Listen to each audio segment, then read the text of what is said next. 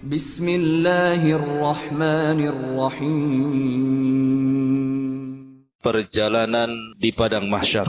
Ma'asyiral muslimin wal muslimat rahimani wa rahimakumullah. Pembahasan ini penting sekali karena beriman kepada hari akhir itu membawa pengaruh kepada kepribadian seorang muslim. Orang kalau yakin bahwa ada kehidupan setelah kematian dan ada balasan pada setiap perbuatan, maka insya Allah dia terlahir menjadi orang-orang yang baik. Bagaimana hal ikhwal kondisi setelah kematian? Kita mulai dengan bercerita tentang hal ihwal hari kiamat dulu. Ma'asyiral muslimin yang dimuliakan Allah subhanahu wa ta'ala, beriman dengan adanya kiamat itu mencakup 5 rukun yang disebut dengan arkan yaumil qiyamah. Yang pertama, beriman dengan adanya kematian, bahwa setiap manusia itu pasti mati. Yang kaya mati, yang miskin mati, pejabat mati, rakyat pun mati. Kita lihat raja-raja yang dulu congkak-congkak pun mati. Maka kematian itu sebuah kepastian,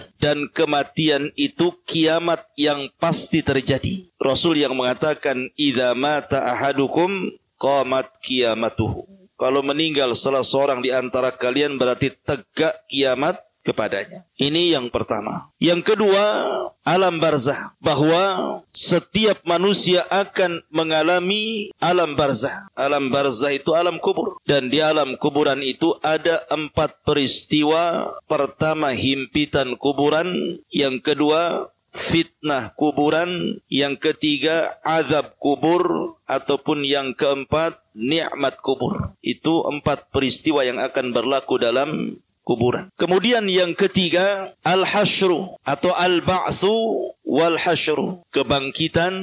Kemudian manusia akan berkumpul di padang mahsyar. Semua manusia sejak zaman Adam sampai yang terakhir mati akan dibangkitkan, kemudian dikumpulkan di padang mahsyar. Kemudian yang keempat, adanya hisab. Semua manusia pasti dihisab, kecuali ada orang-orang yang memang dikecualikan lolos dari hisab. Siapa mereka? Nanti dijelaskan. Dan yang terakhir, yang kelima, adanya jaza, balasan. Imma ilal jannah, menuju sorga, wa imma ilal nar, menuju neraka. Inilah pembahasan kita 5 poin yang kita sebut dengan perjalanan padang mahsyar. Taib. Ma'asyiral muslimin yang dimuliakan Allah subhanahu wa ta'ala, di dalam Al-Quranul Karim, ketika Allah subhanahu wa ta'ala bercerita tentang kiamat, kiamat itu sesuatu yang mengerikan, sehingga Allah subhanahu wa ta'ala banyak memberikan nama kepada hari kiamat itu. Terkadang Allah subhanahu wa ta'ala menyebut nama hari kiamat itu dengan Al-Qari'ah. Al-Qari'ah itu artinya suara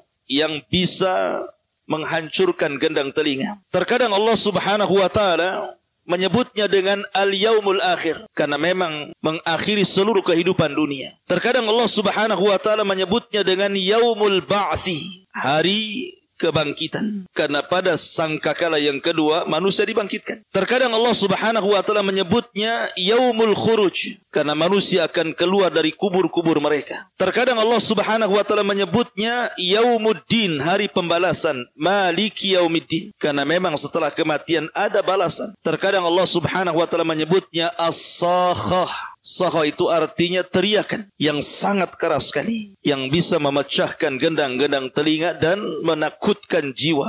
Terkadang Allah menyebutnya dengan kalimat at-tammatul kubra. At-tammatul kubra. Terkadang menyebutnya dengan al-ghashiyah. Makanya ada surat namanya al-ghashiyah. Terkadang disebut yaumul hisab, al-waqi'ah, kemudian yaumul wa'id, yaumul jam'i, al-haqah, yaumut talak, yaumut tanad, dan banyak lagi istilah-istilah, nama-nama yang semakna, yang menunjukkan bahwa nama-nama itu menunjukkan adanya kiamat. Dan orang Arab ketika memberi satu peristiwa dengan banyak nama menunjukkan peristiwa itu maha dahsyat. Taib. Kapan terjadi kiamat? Terjadinya kiamat itu kalau seluruh tanda-tanda kiamat Allah munculkan. Di sana ada tanda-tanda kiamat kecil, ada tanda-tanda kiamat besar. Kalau tanda-tanda kiamat kecil itu kadang muncul, kadang tenggelam. Tetapi kiamat besar kalau sekali muncul tidak mungkin dihentikan. Akan terus seperti itu. Ganti ini, hilang ini, ganti itu. Hilang itu, ganti yang lain. Pamannya turunnya khurujud dajjal. munculnya Dajjal. Dajjal belum mati, Isa sudah turun. Kemudian Isa membunuh Dajjal. Isa belum meninggal, keluar Ya'juj dan Ma'juj. Kemudian Ya'juj dan Ma'juj dibinasakan oleh Allah Subhanahu wa taala. Kemudian ketika Isa bin Maryam meninggal dunia, muncul dukhan, asap tebal di langit. Setelah dukhan, matahari terbit dari arah barat. 3 hari matahari terbit dari arah barat, tiba-tiba kemudian muncul lagi dabatun minal ar, binatang bumi yang melata yang bisa bicara. Kemudian setelah itu muncul gempa dari arah timur, dari arah barat, dari jazirah Arab, sampai kepada api yang keluar dari Adan menggiring manusia menuju Syam. Disitulah kiamat dibangkitkan. Dan kiamat dibangkitkan itu dimulai dengan suara Israfil meniup trompetnya, sangkakalanya. Ada yang mengatakan bahwa Israfil meniup sangkakala itu 3 kali. Tiupan kejutan yang pertama, tiupan kematian yang kedua, dan tiupan kebangkitan yang ketiga. Tapi pendapat yang kuat wallahu alam bahwa tiupan itu cuma 2 kali. Tiupan pertama, tiupan kejutan dan kematian. Tiupan kedua, tiupan kebangkitan. Lah ketika Israfil meniupkan trompet itu, maka yang pertama kali meninggal adalah orang yang sedang memperbaiki tempat minum unta. Tiba-tiba pingsan kemudian mati. Kemudian disusul orang-orang yang di jalan-jalan, di pasar-pasar, di rumah-rumah. Kemudian disusul dengan bangsa jin, bahkan para malaikat. Semua akan diwafatkan Allah Subhanahu wa taala pada tiupan yang pertama. Lah setelah tiupan yang pertama ada namanya tiupan yang kedua, nafkhatus tsaniyah. Berapa jaraknya antara tiupan pertama ke yang kedua? Hadis Abu Hurairah radhiyallahu an mengatakan bahwa jarak tiupan pertama ke kedua itu 40. Tanpa menyebutkan 40 harikah, 40 bulankah, 40 tahunkah, wallahu a'lam. Tapi dari tiupan pertama ke tiupan kedua itulah terjadi kehancuran alam semesta. Di mana Allah Subhanahu wa taala menggempakan bumi idza zulzilatil ardu zilzalaha. Apabila bumi Allah gempakan. Di tengah-tengah dua tiupan itu Allah Subhanahu wa taala meluapkan air lautan ke daratan. Wa idzal biharu sujirat. Ketika kemudian lautan itu dinyalakan kemudian ditumpahkan ke daratan seperti tsunami. Kemudian di antara 2 tiupan itu Allah Subhanahu wa taala gulung langit. Allah jatuhkan bintang-bintang. Wa idzan nujumun tasharat. Kemudian Allah Subhanahu wa taala hancurkan gunung, bukit, lembah sehingga alam semesta betul-betul hancur sehancur-hancurnya. Ketika itu tidak ada manusia, tidak ada jin, tidak ada malaikat. Di sini Allah Subhanahu wa taala berfirman, "Limanil mulkul yaum." Limanil mulkul yaum. Kalian tahu kekuasaan ini milik siapa? Tidak ada yang jawab karena tidak ada makhluk yang berakal yang hidup. Maka Allah jawab sendiri, "Lillahil wahidil qahar." Kekuasaan itu milik yang satu, yang maha perkasa, Allah Subhanahu wa taala. Bayangkan ikhwatu fiddin, manusia yang sekarang hidup di permukaan bumi anggaplah 7-8 miliar satu dunia itu. Tetapi makhluk yang sudah dikubur, manusia yang sudah dikubur sejak Adam sampai hari ini jumlahnya bukan miliaran lagi, bisa triliunan. Artinya orang yang dikubur itu jauh lebih banyak jumlahnya dibandingkan orang yang hidup hari ini. Saat tiupan yang pertama, yang akan merasakan hanyalah orang-orang kafir. Orang yang beriman tidak akan merasakan tiupan yang pertama. Karena sebelum Allah Subhanahu wa taala merintahkan Israfil untuk meniup moncong itu, moncong sangkakala itu, maka orang-orang yang beriman walaupun punya iman hanya sebiji zarah, diwafatkan dengan dikirim angin yang sangat dingin menyentuh ketiak-ketiak orang-orang ini, kemudian Allah wafatkan. Sehingga tidak ada yang hidup kecuali orang yang paling buruk dari orang-orang kafir. Disitulah Rasul mengatakan, la taqumus sa'ah illa ala syiraril khalqi. Tidak mungkin tegak hari kiamat kecuali ditimpakan kepada manusia yang paling buruk dari orang-orang kafir. Artinya tiupan pertama tidak mungkin dirasakan orang yang beriman. Karena orang yang beriman sudah meninggal semua. Tetapi tiupan yang kedua, baru akan dirasakan semua orang. Mau mukminnya, mau kafirnya, mau munafiknya, semua akan merasakan. Mau mulai orang hidup di zaman Nabi Adam sampai yang terakhir mati, semua akan merasakan tiupan yang kedua. Karena tiupan yang kedua itu disebut tiupan kebangkitan. Karena manusia akan dibangkitkan, akan keluar dari kubur-kubur mereka. Ustaz, bagaimana orang yang dikubur itu kan sudah dagingnya pun tidak ada, terkadang tulang belulangnya sudah hancur, apalagi sudah berabad-abad yang silam. Bagaimana Allah Subhanahu wa taala membangkitkan mereka? Dari mana Allah bangkitkan mereka? Allah bangkitkan mereka dari tulang ekor. Setiap manusia itu punya tulang ekor. Tulang ekor tidak akan dihancurkan. Dari situ Allah bangkitkan manusia. Dari tulang ekornya itu. Dan Allah lebih mudah membangkitkan kedua kalinya dibandingkan pertama kali menciptakan. Dan ini Allah subhanahu wa ta'ala sebutkan di dalam Al-Quran. Wa alqat ma fiha wa khalat. Dan kami keluarkan beban-beban isi perut bumi dilempar ke permukaan. Maksudnya jasad-jasad manusia yang sudah mati ratusan tahun bahkan ribuan tahun itu semua dilempar ke permukaan. Wa akhrajatil ardu athqalaha. Dan kami keluarkan beban-beban berat bumi dilempar ke permukaan. Maksudnya manusia yang sudah meninggal. Lah setelah kemudian manusia dibangkitkan dari kubur-kubur mereka, disitulah Allah lesatkan ruh dari setiap tempat ke jasadnya masing-masing. Kalau ruhnya orang yang beriman diletakkan di Iliyin, kalau ruhnya orang kafir diletakkan di Sijin. Karena di antara makhluk yang tidak hancur saat kiamat itu salah satunya ruh tidak hancur. Yang tidak hancur saat kiamat itu satu arasy tidak akan hancur. Kemudian lauhil mahfud tidak akan hancur. Kemudian kursi tidak akan hancur. Kemudian ruh tidak akan hancur. Kemudian tulang ekor manusia tidak akan hancur. Ini perkara-perkara yang tidak akan hancur saat kiamat. Lah di mana ruh saat terjadi kiamat? Ruh saat terjadi kiamat kalau dia ruhnya orang yang beriman diletakkan di tempat yang paling tinggi di sorga yang disebut dengan Illiyun. Adapun ruhnya orang kafir saat kiamat diletakkan di Sijin, di dasar bumi yang paling dalam, tempat yang paling buruk. Disitulah ruhnya orang-orang kafir. Jadi ketika manusia itu dikeluarkan dari kuburan-kuburan mereka setelah trompet yang kedua, maka Allah firmankan wa idzan nufusu zuwizat. Apabila nufus jiwa-jiwa itu disatukan kembali dengan jasadnya, maka ruh melesat kemana-mana dan tidak tertukar. Gak mungkin ruhnya si Anu tertukar dengan ruhnya si Anu, tidak. Ma'asyiral muslimin yang dimuliakan Allah Azza wa Jalla, ketika itulah ikhwan, manusia dibangkitkan oleh Allah Azza wa Jalla. Manusia dibangkitkan itu ikhwan, itu terbagi menjadi dua kelompok. Dan itu disebutkan dalam surah Yasin. Kelompok yang pertama, kelompok orang-orang kafir, munafik, maka mereka akan mengatakan, ya wailana, man ba'athana mim marqadina. Duhai celaka kami, siapa yang membangunkan kami dari tidur-tidur kami ini?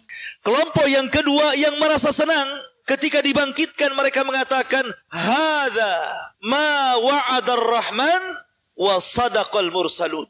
Inilah janji Allah subhanahu wa ta'ala kepada kita dan benarlah ucapan para rasul itu. Maka di sini manusia akan menjadi dua kelompok. Adapun orang-orang yang beriman, maka mereka difirmankan Allah subhanahu wa ta'ala, walladzina amanu wattaba'athum dzurriyyatuhum biimanin alhaqna bihim dzurriyyatuhum. Dan orang-orang yang beriman kemudian diikuti keimanannya dengan keluarganya, maka mereka akan dikumpulkan di situ. Mereka tenang. Tetapi ada orang-orang yang mereka tidak beriman, apa yang terjadi? Yauma yafirrul mar'u min akhi wa ummihi wa abi wa sahibatihi wa bani likulli imri'in yauma idzin sya'nun yughni. Ada orang yang lari dari saudaranya, dari kawannya, lari anak dari orang tuanya, lari seseorang dari pasangan dan juga anak-anaknya. Lari ke sana kemari, tidak ada tujuan. Karena ketika itu fala ansaba bainahum, tidak ada lagi nasab di antara mereka. Jadi orang itu sibuk sendiri-sendiri. Mereka lari ke barat, ke timur, ke utara, ke selatan, bingung mereka mau kemana. Karena ketika itu Allah subhanahu wa ta'ala menjadikan bumi yang antum pijak hari ini, yang isinya banyak gedungnya, banyak rumahnya, banyak hutannya, banyak bukitnya, banyak lembahnya, banyak gunungnya. Allah subhanahu wa ta'ala nanti akan robah bumi yang kita pijak dengan bumi yang baru. Yauma tubaddalul ardu ghairal ardi. Pada hari di mana bumi akan diganti dengan bumi yang baru.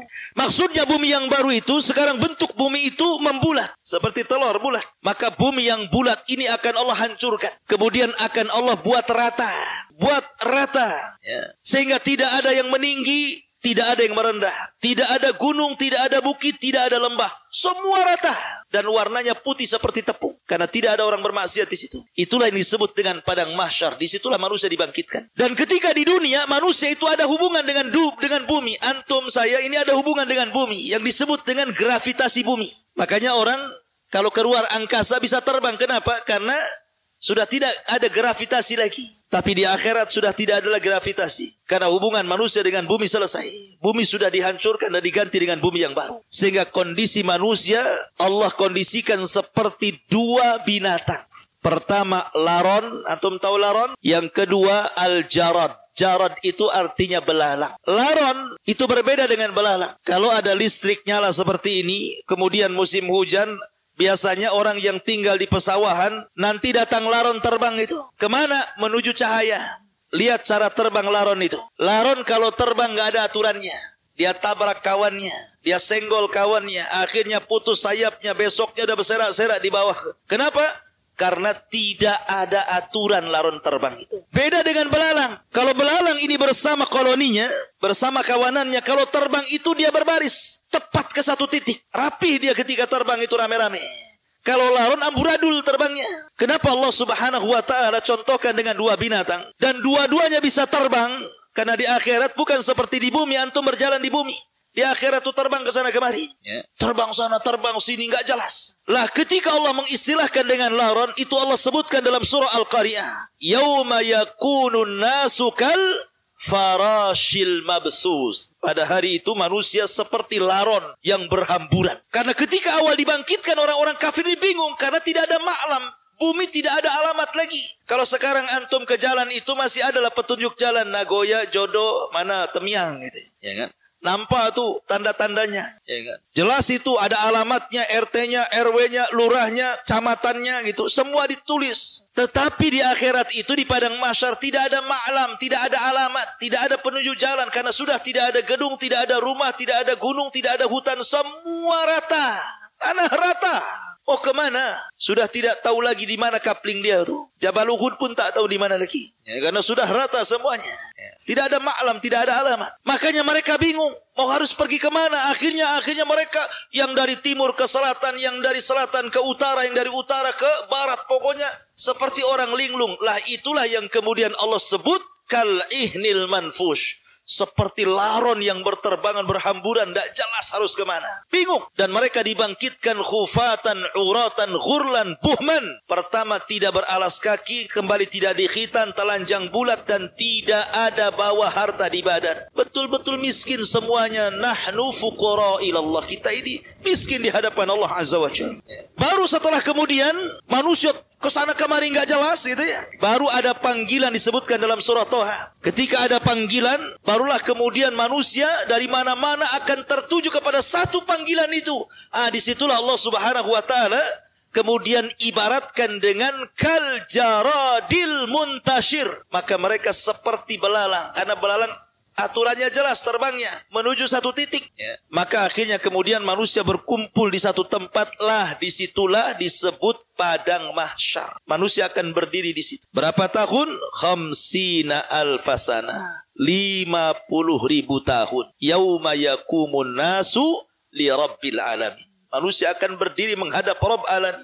Apakah 50.000 tahun itu berlaku kepada seluruh manusia? Tidak. Ini hanya berlaku kepada orang-orang kafir saja. Karena orang-orang yang beriman, ada yang keluar dari kubur dibangkitkan direct masuk surga. Tidak ada hisab, tidak ada adab. Seperti Rasulullah SAW menggambarkan 70.000 orang yang masuk surga tanpa hisab dan adab. Mereka orang yang tidak minta ruqyah, tidak minta dikai besi panas yang disulut gitu ya. Kemudian mereka tidak tatoyur dan mereka senantiasa bertawakal kepada Allah Azza wa Jalla. Ini langsung direct masuk surga. Tidak ada hisab, tidak ada adab. Ataupun para syuhada yadkhulunal jannah bighairi hisab. Masuk ke dalam surga tanpa hisab. Ada orang-orang itu yang direct masuk surga. Nggak ada hisab, nggak ada adab. Sehingga mereka tidak harus kemudian tinggal di padang mahsyar bertahun-tahun lamanya. Tapi ada juga yang dihisab dengan hisab yang sulit, ya agak lama. Ada juga hisab yang mudah, ya agak cepat. Pokoknya tergantung amalannya di bumi. Karena kehidupan akhirat itu yang menentukan kebahagiaan ketika sekarang ini kita hidup di bumi. Faman ya'mal mithqala dzarratin khairan yara wa man ya'mal mithqala dzarratin syarran yara. Ma'asyiral muslimin wal muslimat rahimani wa rahimakumullah. Lah ketika manusia berkumpul di padang mahsyar, apa yang terjadi? Allah Subhanahu wa taala akan datang menemui mereka. Wa jaa'a rabbuka wal malaku saffan safa. Maka Rabbmu akan datang sementara malaikat berbaris-baris bersaf-saf itu. Lah ketika itu Allah Subhanahu wa ta'ala memanggil makhluk yang disebut dengan Jahannam. Waji'a bi Jahannam. Yauma idzin yatadzakkarul insan anna lahu dzikra. Didatangkan neraka Jahannam. Jahannam ini memiliki 70.000 tali kekang. Dan setiap satu tali kekang dipegang oleh 70.000 malaikat. Anda bisa bayangkan, Jahannam ini ditarik memiliki 70.000 tali untuk nariknya itu. Sementara setiap tali itu ditarik oleh 70.000 malaikat. Besar sekali Jahannam itu. Ya. Kemudian ditampakkan di hadapan manusia. Ketika kemudian ditampakkan di hadapan manusia, disinilah manusia terbagi menjadi 3 kelompok. Kelompok yang pertama disebut kelompok al-muqarrabun. Kelompok muqarrabun, orang-orang yang dekat dengan Allah Subhanahu wa taala. Maka mereka langsung diangkat oleh Allah Azza wa Jalla, dijauhkan dari Jahannam, kemudian diletakkan di bawah arsy Allah Subhanahu wa taala. Kemudian kelompok yang kedua yang disebut ashabul yamin diangkat juga, dijauhkan dari Jahannam sehingga Jahannam berada di bawahnya. Tetapi ada kelompok yang disebut dengan zalimul nafsi. Mereka akan tetap berada di situ, dikitari dan dikelilingi oleh neraka Jahannam, naudzubillah. Mereka itulah yang akan merasakan hisab Allah Subhanahu wa taala. Lah ketika Jahannam itu sudah dibentang di hadapan manusia, disitulah Allah akan letakkan satu jembatan menuju sorga yang disebut dengan as-sirat. Makanya ulama akidah ketika memberikan makna sirat itu jisrun mamdudun fauqa jahannam. Sebuah jembatan yang diletakkan di tengah-tengah Jahannam. Jadi kalau orang jatuh dari titian itu langsung nyemplung ke Jahannam, 70 tahun baru sampai ke dasarnya. Ma'asyiral muslimin yang dimuliakan Allah Azza wa Jalla. Ketika itulah manusia akan ditanya 4 perkara. Nabi SAW bersabda, la tazulu qadama abdin hatta yus'al an arba, an umrihi fima afna, wa an syababihi fima ablah, wa an ilmihi fima amila fih, wa an malihi min aina iktasabahu wa fima anfaqahu. Sebelum kaki anak Adam bergeser untuk naik ke titian itu, maka belum lagi diangkat kakinya, ditanya 4 perkara. Pertama, umur, kemana kau habiskan? Kedua, masa muda, kemana kau lampiaskan? Ketiga, ilmu, sudahkah kau amalkan? Keempat, harta dari mana kau dapat, kemana kau belanjakan? Semua akan ditanya. Ma'asyiral muslimin yang dimuliakan Allah Azza wa Jalla. Di sini ada proses hisab yang cukup melelahkan, cukup panjang. Di antaranya manusia akan diterbangkan catatan-catatan amalnya. Ada catatan umum, setiap para nabi punya catatan dengan kaumnya. Dan ada catatan masing-masing, semana kita ini punya catatan sampai ada namanya hadis bitaqah. Orang membawa di hadapan Allah 99 catatan, kata Allah, bentangkan catatanmu, dibentangkan baru 1, rupanya kesalahannya catatannya sejauh mata memandang. Antum tahu kalau antum masuk ke sebuah minimarket, kemudian antum belanja semua satu minimarket itu, kemudian keluar struknya, kertasnya itu, belanjanya 1, 2, 3, sejauh mata memandang. Itulah amal buruknya ini detik ini, jam ini, hari ini saya berbuat ini. Ini detik ini, jam ini, tahun ini, semua sampai sejauh mata memandang, semua kesalahannya. Sehingga Allah mengatakan, periksa, adakah malaikat saya salah tulis? Dia mengatakan tidak ya Rabb, semua ini betul. Kenapa? Karena nanti di akhirat itu salah satu keunggulannya, manusia akan dikembalikan hafalannya. Kalau di bumi ini, kadang-kadang apa yang antum perbuat 1 bulan, 1 tahun yang lalu sudah lupa kalau antum pernah gampar orang itu. Kalau antum pernah ngutang orang, ngambil barang orang, udah lupa. Tapi di akhirat nanti semua diingatkan. Nggak akan ada yang tersisa dari sebuah maksiat kecuali ditampakkan. Ya. Begitulah hisab. Adapun orang-orang ketika ini, catatan itu diterbangkan, kemudian Allah menyuruh untuk mengambilnya, ada orang-orang yang mengambil dengan tangan kanan. Sehingga dengan bangganya dia mengatakan, ha umuqra'u kitabiyah. Lihat catatanku, baca. Karena dia senang, isinya pasti kebaikan. Ha umuqra'u kitabiyah. Tapi ada orang yang mengambil dengan tangan kirinya, maunya dilempar saja karena tahu dia isinya, catatannya semua keburukan. Ada yang mengambil dengan tangan kiri, sebelah punggung susah diambil. Karena orang itu terbagi 3. Pertama, mukmin mengambil dengan tangan kanan, kafir dengan tangan kiri, munafik dengan tangan kiri di sebelah punggungnya. Begitulah manusia. Kemudian di sana juga nanti ada proses mizan, timbangan. Semua akan ditimbang. Dan timbangan itu menentukan kebaikan orang dan menentukan keburukan orang. Fa amma man thaqulat mawazinuhu fa huwa fi ishatir radiyah wa amma man khaffat mawazinuhu fa ummuhu hawiyah wa ma adraka ma hiyah narun hamiyah. Jadi semua akan ditimbang itu, baik badannya, baik catatannya, baik amalannya, semua akan ditimbang. Dan yang menentukan berat dan tidaknya timbangan itu bukan berat badan. Kalau berat badan yang gemuk, antum yang untung, yang kurus yang rugi. Oh, alhamdulillah saya gemuk, insya Allah timbangan saya berat. Ya, di dunia, di akhirat belum tentu. Karena Abdullah bin Mas'ud, seorang sahabat Rasul, orangnya kurus kering, naik pohon kurma, datang angin, kemudian jubahnya tersingkap, nampak betis yang kecil, di mana daging dengan tulangnya nyatu karena saking kecilnya. Akhirnya para sahabat mentertawakan kedua betis Abdullah bin Mas'ud, sangat kecil. Kata Rasulullah, tadhaku, jangan ketawakan kedua betis Abdullah bin Mas'ud itu. Karena kedua betis itu kalau ditimbang di satu neraca gunung Uhud, di neraca satunya, maka dua betis Abdullah bin Mas'ud jauh lebih berat dibandingkan gunung Uhud. Artinya bahwa yang menjadikan berat bukan badan, tetapi amalan dan catatan. Lalu apa yang bisa memberatkan timbangan, ikhwan? Banyak. Salah satunya apa? Salah satunya zikrullah. Orang yang senantiasa berzikir itu, ikhwan, itu bisa memberatkan timbangan. Rasul mengatakan apa?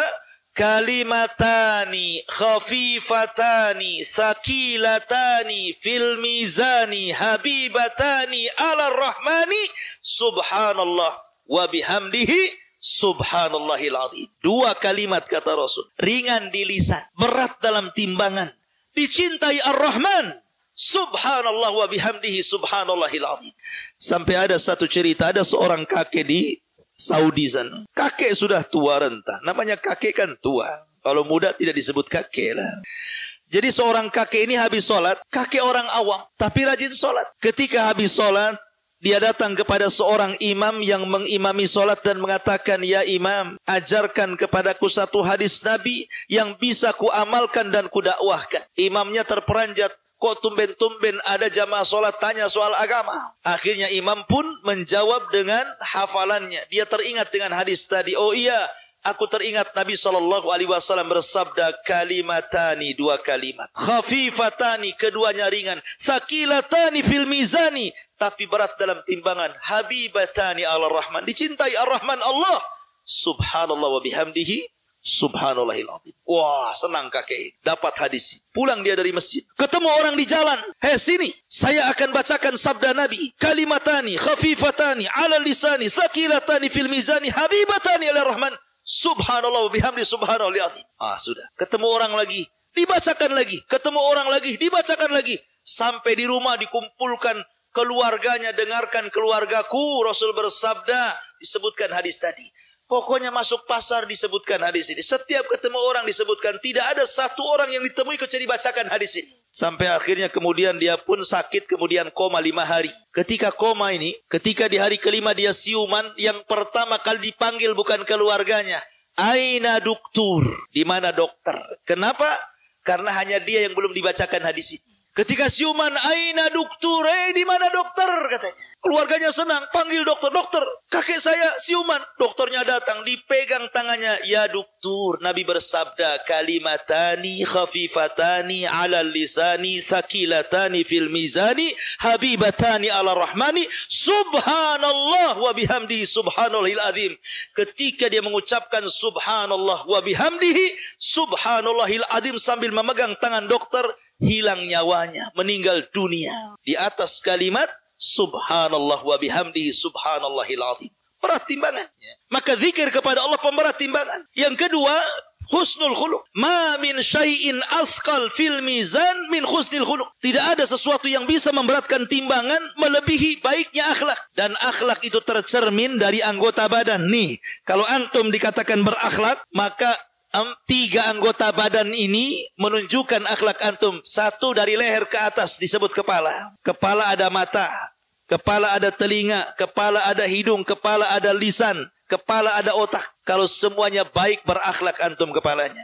Matanya memandang, tidak pernah melotot, dan dia pandang dengan pandangan yang halal. Kemudian bibirnya tersenyum, setelah memandang tersenyum, maka senyumnya menjadikan sedekah.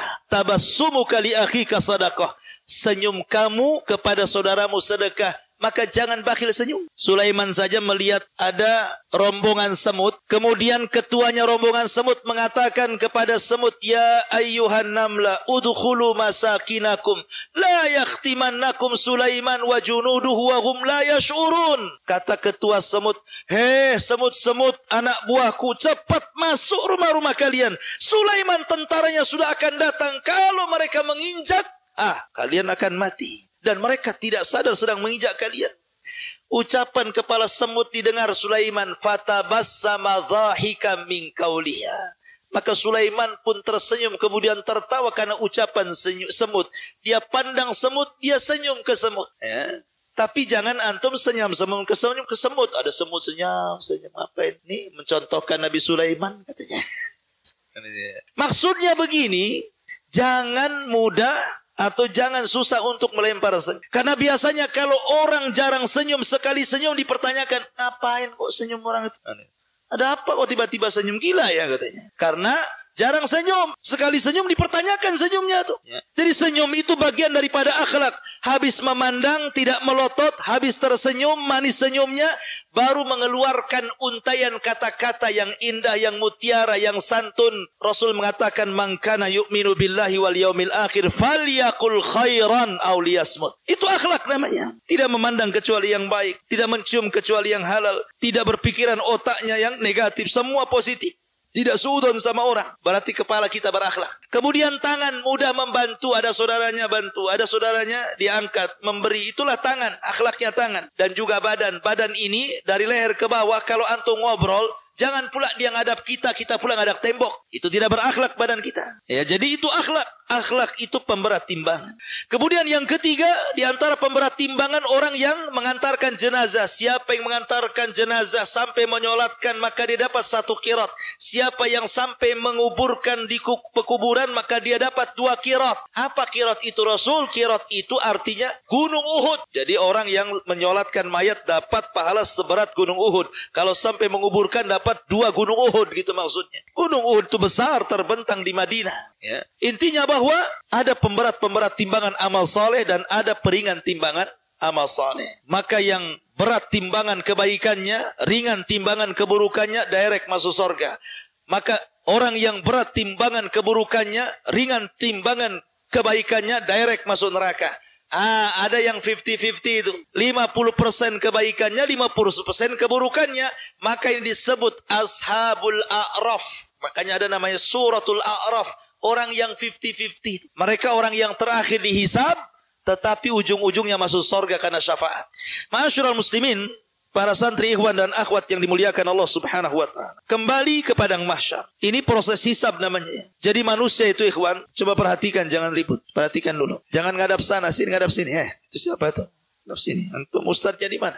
Jadi kondisi padang mahsyar itu, manusia akan dibangkitkan di padang mahsyar. Padang mahsyar ini ikhwan adalah padang yang sangat luas. Ketika manusia berdiri di padang mahsyar, apa yang terjadi? Matahari dan bulan itu yang disatukan oleh Allah akan diletakkan di atas kepala. Makanya saat kiamat yang tidak jatuh itu cuma matahari dan bulan. Semua bintang dan planet berjatuhan dan bertubrukan, dihancurkan, kecuali matahari dan bulan. Karena Allah mengatakan wajumi asyamsu wal qamar. Maka Allah akan kumpulkan matahari dan bulan jadi satu. Tidak dihancurkan. Karena akan dibawa kepada padang mahsyar dan akan diletakkan 1 mil di atas kepala.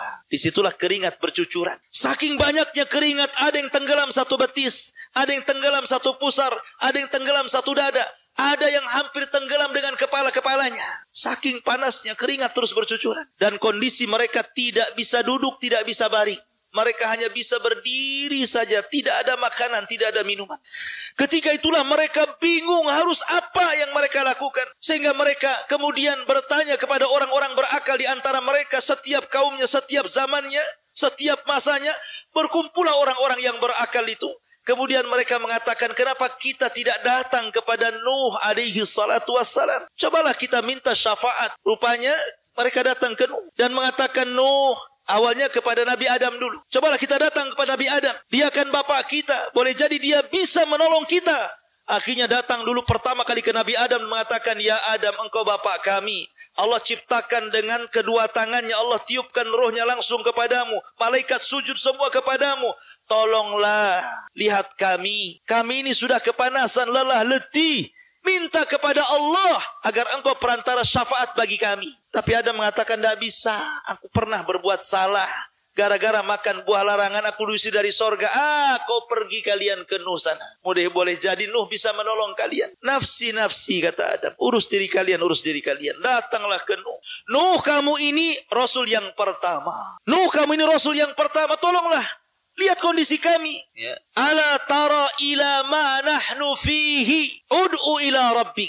Tidakkah kau iba melihat kondisi kami? Berdoalah kepada Rabbmu ya Nuh, agar memberikan syafaatnya kepada kami. Tapi Nuh mengatakan, tidak, aku tidak bisa karena aku pernah berdoa kehancuran kepada kaumku. Rabbi la tadhar alal ardi minal kafirina dayara. Nuh pernah mengatakan, ya Rabb, jangan kau sisakan satu jiwa orang kafir kecuali kau binasakan. Sebaiknya kau datang ke Ibrahim sana. Datang manusia ke Ibrahim alaihi salatu wassalam, abul anbiya. Ya Ibrahim, lihat kondisi kami. Berdoalah kepada Allah agar Allah memberikan syafaat kepada kami. Kata Ibrahim, aku tidak bisa karena aku pernah berdusta 3 kali dusta. Pertama saat hijrah dengan Sarah ke Mesir. Dia katakan kepada Sarah, hei Sarah, jangan katakan kepada para prajurit raja, kalau kau istriku, katakan kau saudariku. Ini bohong yang pertama. Bohong yang kedua, ketika menghancurkan patung-patungnya, kemudian diletakkan di palunya di patung yang besar, ditanya Namrud, engkau yang melakukan ini wahai Ibrahim? Kata Ibrahim, enggak, yang melakukan itu yang paling besar. Bohong yang kedua. Bohong yang ketiga, Ibrahim diajak pesta oleh ayahnya ke pesta Namrud. Tapi Ibrahim tidak mau, sehingga dia mengatakan, ini sakim, aku lagi sakit, padahal tidak sakit. Maka itu bohong ketiga. Aku pernah bohong 3 kali. Sebaiknya kau datang kepada Musa. Datanglah manusia ke Musa. Ya Musa, tolonglah kami. Berdoalah kepada Rabbmu. Tidakkah kau melihat, tidak kau iba macam-macam? Kata Musa, aku tidak bisa karena aku pernah membunuh masalahnya. Walaupun tanpa sengaja. Ketika ada 2 orang anak muda, satu dari Bani Israel, satu dari kaum Fir'aun berkelahi. Kemudian anak muda dari Bani Israel mengatakan, ya Musa, ungsurni, tolong aku. Maka Musa pun menolong anak muda Bani Israel. Diserang sama kaum Kipti, ditangkis sama Musa. Tangkisannya membuat orang itu mati. Baru nangkis sudah mati. Bagaimana kalau nyerang tuh?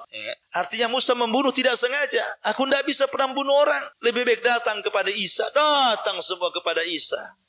Isa tidak menyebutkan alasannya, tapi Isa mengatakan, sudah datanglah kepada Muhammad sallallahu alaihi wasallam. Datang mereka kepada Rasul sallallahu alaihi wasallam. Kata Rasul, analah, kan ku coba.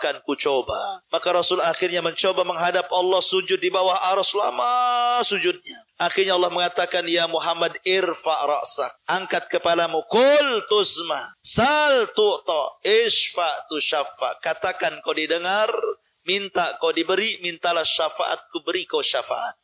Dari situlah Rasul satu-satunya Nabi yang memberikan syafaatul udma di padang mahsyar. Ya. Ma'asyiral muslimin yang dimuliakan Allah Azza wa Jalla. Maka ketika itu manusia akan dikelompokkan dengan sesembahannya masing-masing. Yang nyembah akar akan dikelompokkan dengan para penyembah akar. Yang nyembah ular kubra akan dikumpulkan dengan para penyembah ular kubra. Yang nyembah gajah juga sama, yang nyembah berhala sama, yang nyembah lembah juga sama, dikumpulkan bersama sesembahannya. Dan ketika itu sesembahan yang merasa bisa menolong di dunia, Allah katakan, ini sesembahan kalian, amintalah tolong kalian kepada sesembahan kalian. Tidak bisa sesembahan itu menolong, karena mereka tidak mendatangkan manfaat, juga tidak bisa mencegah madarat. Ketika itulah mengatakan, wasiqal ladzina kafaru ila jahannama zumara. Allah giring orang-orang kafir masuk ke neraka jahanam. Sehingga ketika sudah tidak ada orang kafir lagi di padang mahsyar, karena orang kafir tidak sempat masuk ke titian, mereka sudah masuk ke neraka semua, tinggal ada 2 kelompok, mukmin dan munafik. Disitulah mereka diuji untuk menyeberang sirat titian itu. Maka seorang mukmin, Rasul yang pertama kali nyebrang, kemudian nunggu di ujung. Setiap ada umatnya lewat, Rasul berdoa, Allahumma salim ya Allah, selamatkan umatku, selamatkan umatnya. Ma'asyiral muslimin yang dimuliakan, sehingga ada yang menyeberang dengan cepat seperti kilat, tahu-tahu sudah di ujung. Ada yang seperti naik kuda balap, ada yang seperti pelari, ada yang seperti berjalan, ada yang merangkak-rangkak, macam-macam. Ada yang baru nyeberang kemudian nyemplung, macam-macam orang. Dan orang munafik, mereka hendak mengelabui orang yang beriman. Karena setiap diberikan cahaya, hilang cahayanya. Nunggu cahaya orang yang beriman jalan, Naktabis min nurikum, tunggulah aku ikut cahayamu. Kata orang yang beriman, kau bisa menipu aku di dunia, kau tidak bisa menipuku di akhirat. Cari cahayamu di belakang katanya. Akhirnya orang munafik ke belakang, rupanya dilihat cahaya, zahirnya rupanya azab di belakangnya, naudzubillah. Ya, zahirnya rahmat tetapi belakangnya min kibalihil azab. Ya. Itulah orang-orang munafik. Tapi sebelumnya di padang mahsyar itu, setiap para nabi diberikan telaga. Dan Nabi SAW telaga yang diberikan adalah telaga yang terpancar dari Al-Kautsar, telaga yang di surga, telaga Rasul paling luas sendiri di padang mahsyar itu. Di mana gelasnya sejumlah bintang yang ada di langit. Jangan takut gak dapat gelas. Setiap yang minum tidak akan haus selamanya walaupun satu teguk. Lebih putih dibandingkan susu, lebih manis dibandingkan madu. Sekali teguk tidak akan haus selamanya. Dan jumlah gelasnya sejumlah bintang yang ada di langitan. Maka setiap yang masuk di situ, yang pertama kali masuk meminum dari telaga siapa? Orang Yaman, orang-orang Ansor. Mereka yang pertama kali minum. Kemudian disusul dengan Muhajirin. Kemudian disusul dengan yang lainnya. Sampai yang terakhir ada satu kelompok mau minum, tiba-tiba diusir. Kau jangan minum di sini. Maka Nabi melihat ada umat yang diusir, tidak tega dan mengatakan, Ya Rabbi ummati, ummati. Ya Rabb, itu kan umatku, biarlah mereka minum dari telagaku. Tapi Allah mengatakan, Ya Muhammad, innaka la tadri ma ahdasu ba'daka innakum ghayyaru wa baddalu. Muhammad, kau tidak tahu apa yang terjadi dengan mereka setelah sepeninggalmu.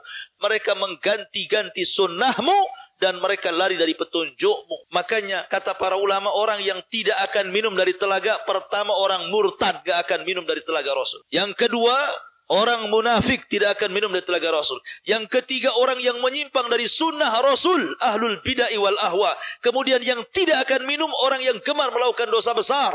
Mereka tidak akan minum dari telaga Nabi SAW.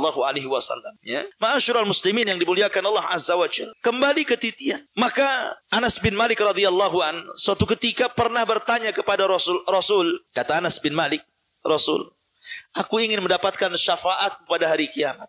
Dan Anas bin Malik itu 10 tahun menjadi pembantu Rasul sampai Rasul meninggal. Dari usia 10 tahun sampai usia 20 tahun bersama Nabi. Sampai Rasul meninggal. Sehingga Rasul sayang dengan Anas bin Malik karena pembantunya. Kata Anas, ya Rasul, aku minta syafaat pada hari kiamat. Kata Rasul, af'al, siap, saya lakukan wahai Anas.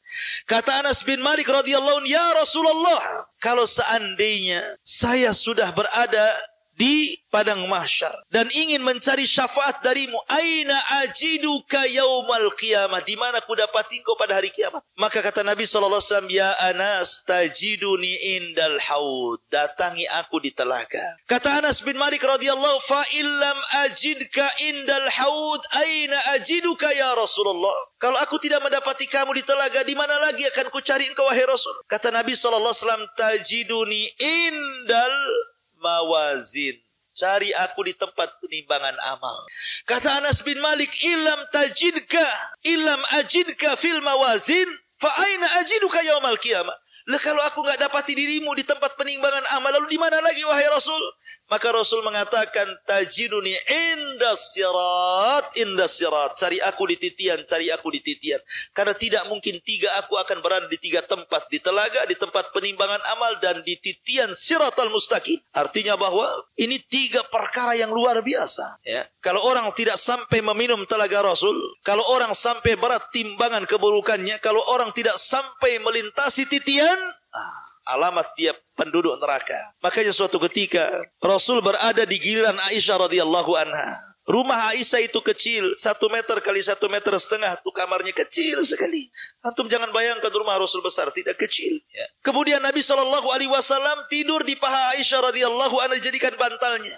Aisyah lihat suaminya sedang tertidur, tiba-tiba menangis. Rupanya tetesan air matanya netes mengenai pipi Nabi. Terperanjatlah Nabi bangun. Tiba-tiba kemudian duduk di pandangnya Aisyah dan mengatakan, ya Aisyah, lima tabki wa lima dumu. Kenapa kau menangis dan apa itu air mata yang kau teteskan? Kata Aisyah radhiyallahu anha, ya Rasulullah, tadzakartu yaumal qiyamah. Rasul, aku teringat dengan hari kiamat.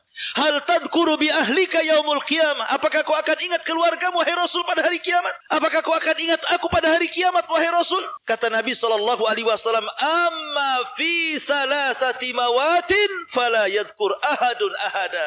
Adapun di 3 tempat tempat, wahai Aisyah, orang nggak akan ingat siapapun kecuali dirinya. Kemudian Rasul mengatakan, inda sirat, ketika menyeberangi titian siratal mustaqim, orang nggak akan ingat siapapun. Yang ingat bagaimana dia menyeberang, jangan sampai jatuh.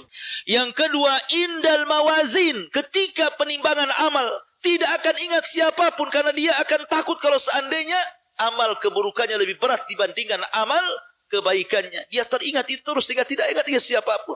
Yang ketiga, inda tatayyur as-suhuf, ketika lembaran diterbang-terbangkan. Ketika itu dia berpikir, apakah tangan kananku yang mengambil ataukah tangan kiri? Ya, di 3 tempat kata Rasul, orang tidak akan ingat siapapun kecuali dirinya, ya kan? Artinya ma'asyiral muslimin, santri ikhwan dan akhwat yang dimuliakan Allah Subhanahu wa taala, bahwa kondisi padang mahsyar itu menakutkan, sangat menakutkan. Maka antum jangan kemudian berleha-leha di dunia ini. Antum kira setelah kematian itu beristirahat, tidak. Kadang ada orang aneh ngantar jenazah ke kuburan, ngomongnya gimana? Yuk kita antar jenazah ini ke tempat peristirahatan yang terakhir. Kalimat ini bukan hanya keliru tapi salah. Kenapa? Karena orang dikubur bukan beristirahat. Enak saja orang kubur istirahat. Orang masuk kuburan itu untuk ditanyai apa yang sudah dikerjakan di bumi, bukan untuk beristirahat. Makanya orang kadang-kadang untuk mengakhiri hidup susah di dunia, makan racun serangga sampai akhirnya mati kutu gitu ya. Karena bunuh diri, orang ini stres. Dikiranya dengan mati itu menyelesaikan urusan, justru usahanya jauh lebih besar karena orang bunuh diri itu dikekalkan di neraka, maksudnya dilamakan nerakanya. Walaupun dia dikeluarkan kalau dia seorang mukmin. Ma'asyiral muslimin yang dimuliakan Allah Azza wa Jalla, intinya bahwa kehidupan padang mahsyar ini luar biasa. Luar biasa. Makanya kenapa kita selalu diingatkan oleh Nabi SAW, di dunia ini banyak pelajaran. Banyak pelajaran yang bisa mengingatkan kita kepada kehidupan akhirat. Contoh, matahari. Di siang hari ketika kita matahari kemudian terik panas kepada kita, ini sebenarnya kita diingatkan bahwa nanti di akhirat jauh lebih panas. Ya. Kalau sekarang ini matahari ini jauh dari bumi, tetapi Allah letakkan di porosnya. Sebab matahari ini kalau jauh dari porosnya, ini poros matahari, ini bumi umpamanya ya. Ini matahari kalau menjauh dari porosnya, beku bumi itu. Tapi kalau mendekat dari bumi, terbakar bumi itu. Makanya matahari tepat di porosnya. Itulah kuasa Allah Azza wa Jalla. Tidak menjauhkan, tidak mendekatkan. Sebab kalau jauh, beku. Kalau dekat, terbakar. Ditempatkan di porosnya. Ya. Banyak. Kalau kita melihat api, kalau orang berpikirnya, api itu dijadikan tadhkirah kan gitu. Allah mengatakan dalam Al-Quran itu, afara'aitumun narallati turun a'antum ansya'tum syajarataha am nahnu munsyi'un nahnu ja'alnaha tadhkiratan, kata Allah kan. Tidakkah kau lihat api yang menyala kalau ada kebakaran? Ya. Tidakkah kau perhatikan api-api yang menyala itu? Apakah kami yang menghidupkan atau kalian? Itu semua kami jadikan peringatan bagi kalian. Maksudnya bahwa akan ada api yang jauh lebih besar daripada api dunia gitu, Bos. Jadi semua dunia ini sebenarnya bisa dijadikan pelajaran akan ketebalan keimanan kita kepada hari akhir. Cuman kita saja kadang-kadang tidak peka ya kan? Makanya sudah nyantai saja. Jadi ini diantara pembahasan kita perjalanan di padang mahsyar.